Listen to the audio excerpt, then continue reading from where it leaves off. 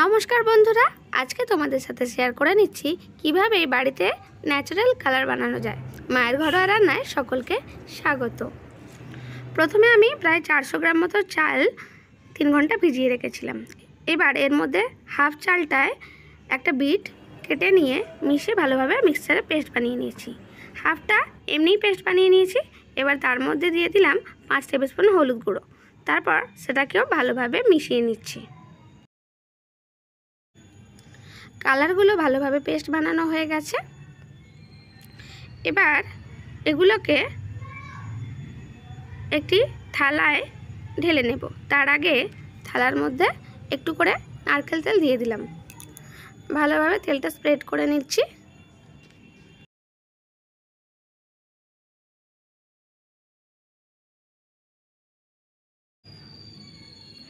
তারপর একে একে পেস্টগুলো থালায় ভালোভাবে ঢেলে নিচ্ছি।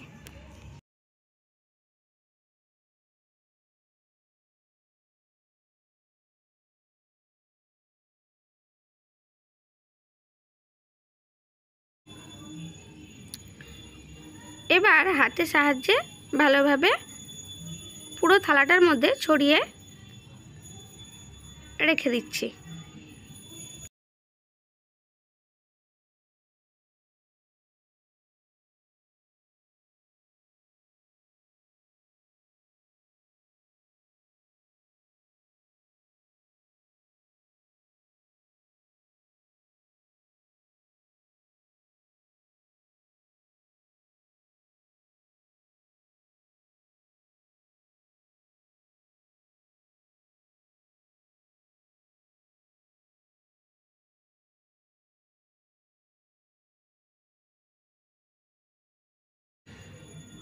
এবার রোদের মধ্যে প্রায় 6 ঘন্টা মতো রেখে দিয়েছি। ব্যাস 6 ঘন্টা পরে সমস্ত কালারগুলো একেবারে শুকিয়ে গেছে। বিটের কালারটা অবশ্য প্রায় 4 ঘন্টা মতো রেখে দিলেই হয়ে যাবে।